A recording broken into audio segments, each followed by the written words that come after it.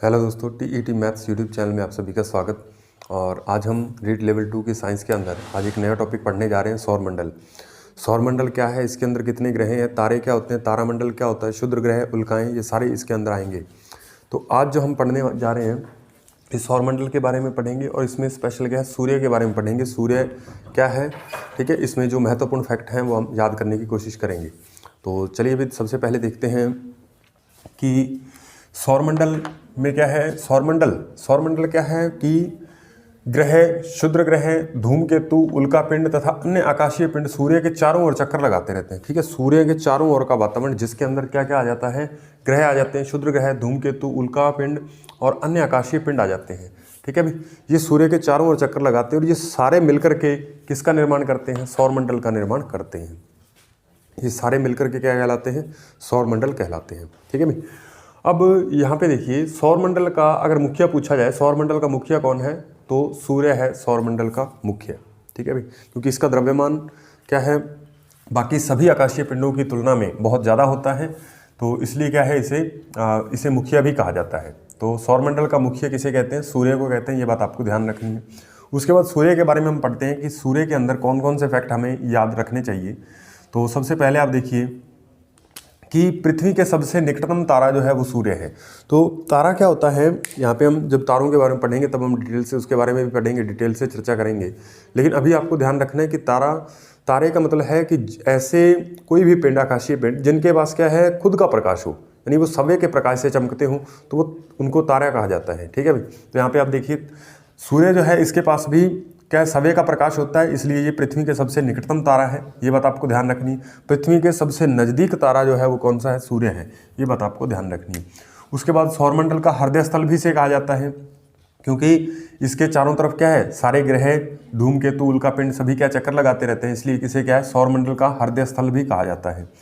अब इस सूर्य के अंदर 71% हाइड्रोजन गैस होती है, 71% हाइड्रोजन गैस और 26.5% हीलियम और 2.5% अन्य तत्व इसके अंदर होते हैं। ये बात आपको थोड़ी सी याद रखनी है कि इसकी संरचना के अंदर 71% जो है वो H2 गैस होती है, 26.5% हीलियम और 2.5 अन्य तत्व हो सकते हैं।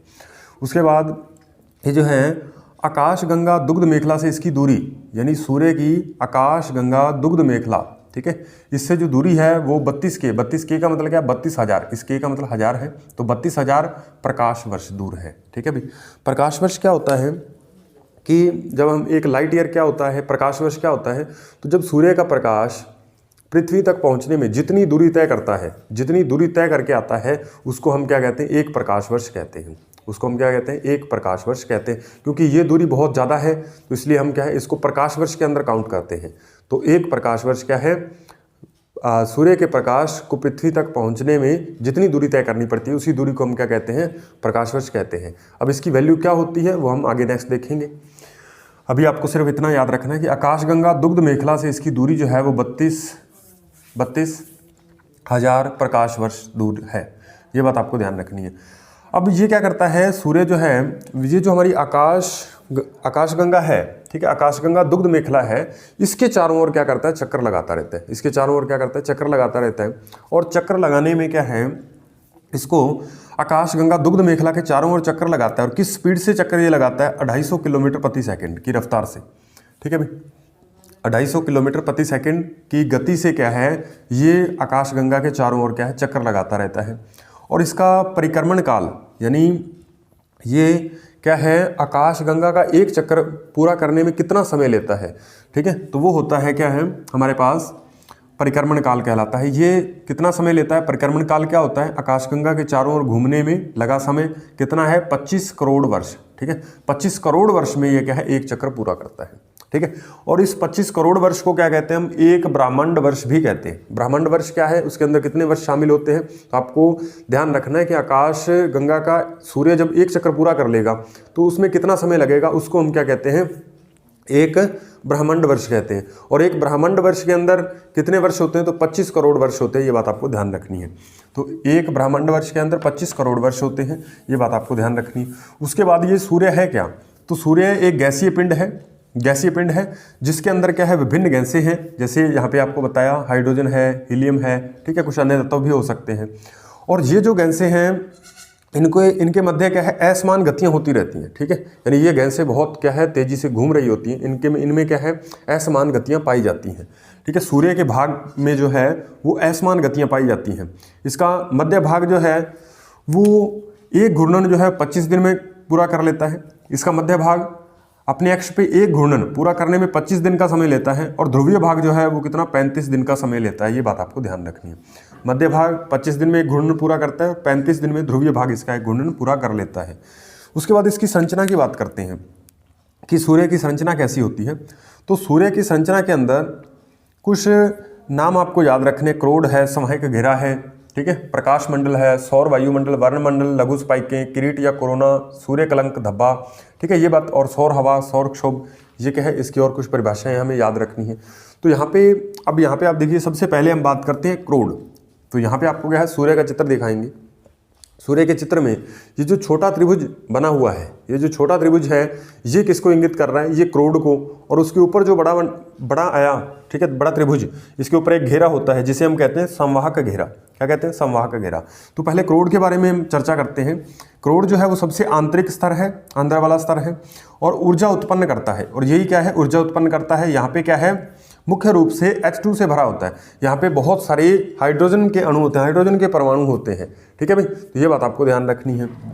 उसके बाद होता क्या है कि 4 हाइड्रोजन के परमाणु जुड़ करके, ठीक है भाई, 4 हाइड्रोजन के परमाणु जुड़ करके किसका निर्माण करते हैं, एक हीलियम परमाणु नाभिक का निर्माण करते हैं। ये बात आपको ध्यान रखनी। 4 हाइड्रोजन परमाणु जो है वो जुड़ करके एक हीलियम परमाणु के नाभिक का निर्माण करते हैं। इस तरीके से क्या है, बहुत ज़्यादा ऊर्जा बनती है इस अभिक्रिया में, ठीक है। तो ये जो अभिक्रियाएं हैं वो नाभिकीय संलयन अभिक्रियाएं होती हैं। इसके अंदर जो ऊर्जा बनती है, किन अभिक्रियाओं के कारण ऊर्जा बनती है, 4 हाइड्रोजन जुड़कर एक हीलियम नाभिक का निर्माण होता है। वहाँ पे बहुत सारी ऊर्जा जो है मुक्त होती है, और वही ऊर्जा क्या हमें प्रकाश के रूप में प्राप्त होती है, ठीक है। तो वहाँ का तापमान भी बहुत ज़्यादा होता है, लेकिन हमें याद रखने की जरूरत नहीं है कितना होता है।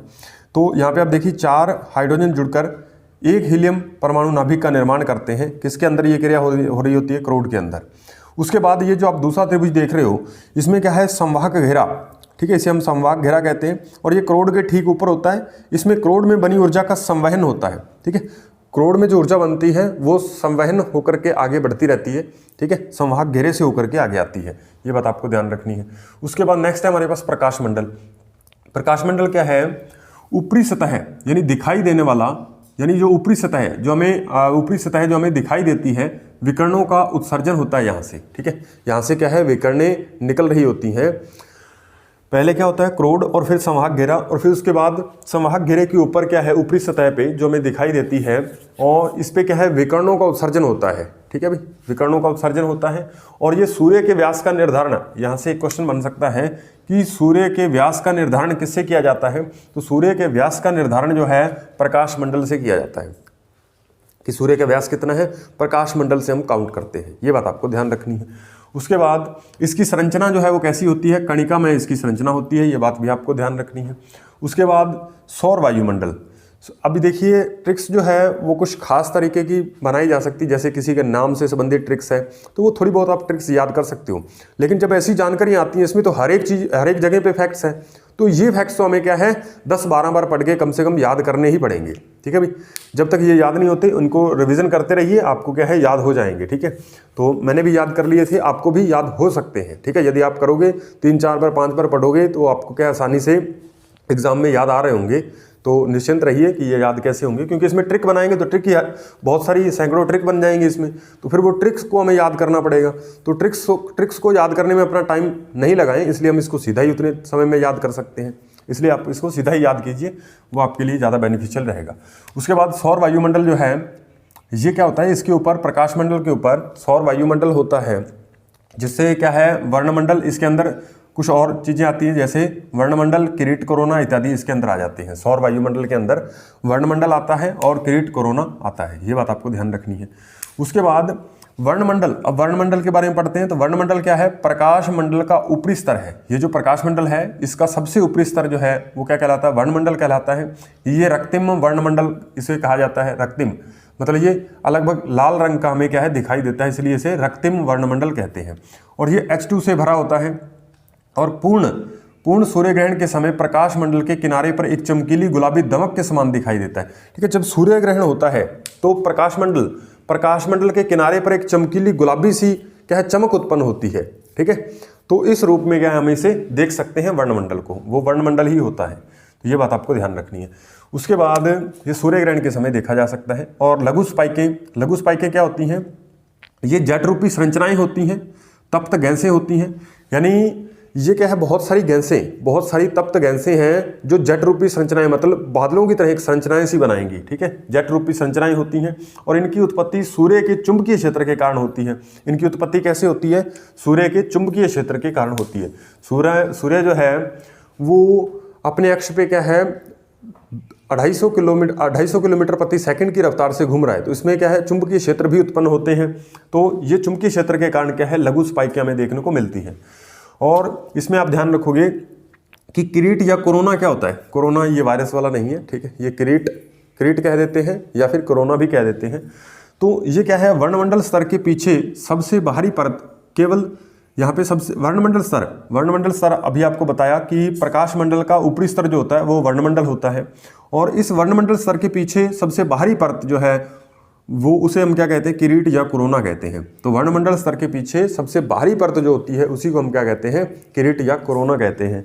और ये केवल सूर्य ग्रहण के समय दिखाई देता है, अदरवाइज आप इसे नहीं देख सकते। ये पॉइंट आप नोट करोगे कि एक बार क्वेश्चन भी पूछा गया है कि सूर्य ग्रहण के समय सूर्य का कौन सा भाग दिखाई देता है, तो वहां पे आपको आंसर टिक करना था किरीट या कोरोना भाग जो है वो दिखाई देता है। ठीक है, तो ये बात आपको ध्यान रखनी है। उसके बाद सूर्य कलंक या धब्बा क्या होता है, ये बात आपको अभी पता चलेगा कि सूर्य कलंक और धब्बा क्या होता है। तो सूर्य के अंदर क्या है, कुछ काले काले धब्बे दिखाई देते हैं। जैसे आपको यहाँ पे चित्र दिख रहा होगा, तो चित्र में आपको क्या है छोटे छोटे डॉट लगा के आपको स्पॉट, जिसे क्या है सन स्पॉट भी कहा जाता है। ठीक है, यानी सूर्य कलंक या सूर्य धब्बा भी कहा जाता है। तो ये जो धब्बे हैं ये क्या है, काले रंग के होते हैं। ये चलती गैसों के खोल होते हैं। ये गैसें जो चल रही होती हैं उनके खोल होते हैं। ठीक है, चलती गैसों के खोल होते हैं। और यहाँ पे आप इस पॉइंट को देखिएगा कि जब सूर्य का धब्बा दिखाई देता है, यानी जिस समय हमें सूर्य का धब्बा दिखाई दे रहा होता है, ये क्या है, कई बार तो 2-3 दिन दिखाई देते हैं और कई बार 2-3 दिन से लेकर के 2-3 महीने तक दिखाई दे सकते हैं। ठीक है, हो सकता है कि ये 2-3 दिन दिखाई दें, हो सकता है ये 2-3 महीने तक दिखाई देते रहते हैं कई बार। ठीक है, तो ये बात आपको ध्यान रखनी है कि जब सूर्य का धब्बा जो दिखाई देता है तो पृथ्वी पर चुंबकीय झंझावत, पृथ्वी पर मैग्नेटिक स्ट्रॉम आते हैं। ठीक है, चुंबकीय झंझावत आते हैं, जिसके कारण क्या है, इसमें क्या है, पृथ्वी पे जो भी इससे तारों रेडियो मशीनों में गड़बड़ी होती है, जैसे रेडियो वगैरह है तो रेडियो में क्या है छू छू की आवाज़ आने लगती है, मतलब बहुत ज़्यादा डिस्टर्बेंस उत्पन्न हो जाती है, यानी फ्रिक्वेंसी जो है वो सही ढंग से काम नहीं कर पाती। तो ये बात आपको ध्यान रखनी है। इसमें तारों मशीनों में गड़बड़ी उत्पन्न हो जाती है, चुंबकीय सुई की दिशा बदल जाती है। ये पॉइंट भी बहुत इंपॉर्टेंट है, आप याद रखोगे कि चुंबकीय सुई की दिशा बदल जाती है। किसके कारण बदलती है? जब पृथ्वी पर चुंबकीय झंझावत आते हैं, जब सूर्य कलंक या धब्बा हमें दिखाई देता है। ठीक है, ये बात आपको ध्यान रखनी है। उसके बाद सन स्पॉट साइकिल जो है, सूर्य धब्बा चक्र या सन स्पॉट साइकिल जो है वो कितने वर्ष का होता है? तो 22 वर्ष का होता है, 22 वर्ष। इसी कारण क्या है, सूर्य के चुंबकीय प्रदेश बदलते रहते हैं। ठीक है, यानी सन स्पॉट साइकिल, यानी एक पहले हमें सूर्य धब्बा मान लीजिए अभी दिखाई दे रहा है, तो वो अगले क्या है 22 वर्ष बाद जो है वो हमें क्या है दोबारा से दिखाई देगा। तो इसलिए क्या है, सन स्पॉट साइकिल जो है वो 22 वर्ष का होता है। इसी कारण सूर्य के चुंबकीय प्रदेश बदलते रहते हैं। तो सूर्य के अंदर जो चुंबकीय प्रदेश होते हैं उनकी स्थितियां लगातार बदलती रहती हैं, ये बात आपको ध्यान रखना है। उसके बाद सौर हवा और सौर क्षोभ क्या होता है, यहाँ पे आप देखिए सौर हवा क्या होती है। किरीट का हर समय अविशिष्ट कणों का उत्सर्जन करना, यानी ये जो किरीट आपको पढ़ाया है यहाँ पे, ठीक है, ये वाला किरीट, तो ये क्या करता है, अविशिष्ट कणों का उत्सर्जन करते रहता है। उसी को हम क्या कहते हैं, सौर हवा कहते हैं। ठीक है, अविशिष्ट कणों का, किरीट का अविशिष्ट कणों का उत्सर्जन करना क्या कहलाता है, सौर हवा कहलाती है। ठीक है, ये बात आपको ध्यान रखना। उसके बाद सौर क्षोभ क्या होता है, सूर्य की सतह के निकट अल्पकालीन घटनाएं, यानी सूर्य के सतह के ऊपर बहुत सारी क्या है सूक्ष्म समय के अंदर क्या है घटनाएं घटित होती रहती हैं, उन सभी को हम क्या कहते हैं, सौर क्षोभ कहते हैं। ये बात आपको ध्यान रखनी है। अब इसके अंदर 2-3 और छोटे छोटे पॉइंट हैं जिसको आपको याद रखना है। तो यदि आप सूर्य की संरचना एक बार फिर से देखना चाहते हो तो यहाँ पे आपको दिख जाएगी। चलिए अभी नेक्स्ट अब हम देखते हैं, इसके कुछ और परिभाषाएं हैं 2-3 जो आपको याद रख लेनी है। चलिए दोस्तों, 2-3 डेफिनेशन और हैं जो आपको याद रखनी है और कुछ फैक्ट्स हैं। तो यहाँ पे देखिए, सबसे पहले सौर ज्वाला, ठीक है। सौर ज्वाला किसे कहते हैं? तो डिस्क के किनारों से सूर्य को देखने पर किरेट की ओर तेजी से लपटती वलयाकार लपटें, ठीक है। तो किरेट की ओर क्या है? तेजी से क्या है? आती हुई लपटती हुई वलयाकार यानी रिंग के टाइप की क्या है? लपटें आती हैं, रिंग जैसे होती है वैसे क्या है? गोल गोल क्या है? लपटें आती हैं, ठीक है, जिसे हम क्या कहते हैं? सौर ज्वाला कहते हैं। ये बात आपको डेफिनेशन आपको याद रखनी है। उसके बाद सौर प्रज्वाल, ये ज्वाला है, ये प्रज्वाला है या प्रज्वाल है, ठीक है। तो एक्स किरणों, ये क्या है?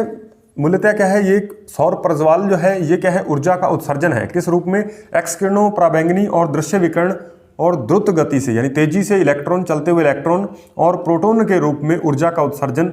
ऊर्जा के उत्सर्जन को हम क्या कहते हैं? सौर प्रज्वाल कहते हैं। ये बात आपको ध्यान रखनी है। इसके बाद 1-2 बातें आप और याद रखोगे कि सूर्य का जो प्रकाश है, सूर्य का प्रकाश पृथ्वी तक पहुंचने में 8 मिनट 16 सेकंड का समय लेता है। 8 मिनट 16 सेकंड का समय लेता है पृथ्वी तक पहुंचने में।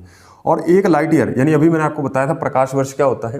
तो एक प्रकाश वर्ष जो है वो क्या होता है? 9.46 गुणा 10 की पावर कितनी है? 12 किलोमीटर, ठीक है। यानी 9.46 गुणा 10 की पावर 12 किलोमीटर के बराबर होता है एक प्रकाश वर्ष। उसके बाद एक प्रकाश मिनट भी कई बार पूछ लेता है, तो ये भी आपको ध्यान रखना है। एक प्रकाश मिनट जो है 18 गुणा 10 की पावर 6 किलोमीटर के बराबर होता है। 18 गुणा 10 की पावर 6 किलोमीटर के बराबर क्या होता है? एक प्रकाश मिनट होता है। उम्मीद है ये वीडियो आपके लिए बेहद बेनिफिशियल रहेगी। और यदि आप हमारे यूट्यूब चैनल पर नए हैं तो आपको बता दें कि रीट की साइकोलॉजी, रीट 2022 के लिए साइकोलॉजी, लेवल 2 के लिए साइंस और मैथ्स की तैयारी जो है वो बिल्कुल निःशुल्क इस चैनल पे क्या है क्लासेस आएंगी, ठीक है। यदि आप वो क्लासेस देखना चाहते हो तो हमारे यूट्यूब चैनल के साथ जुड़िए और इसे क्या है सब्सक्राइब कर लीजिए। साथ में बेल आइकन को प्रेस करना मत भूलिए ताकि हमारे जो नए आने वाले वीडियोज़ हैं उसका नोटिफिकेशन सबसे पहले और सबसे आसानी से आपके पास पहुँच पाए। तो मिलते हैं नेक्स्ट वीडियो में, तब तक के लिए धन्यवाद।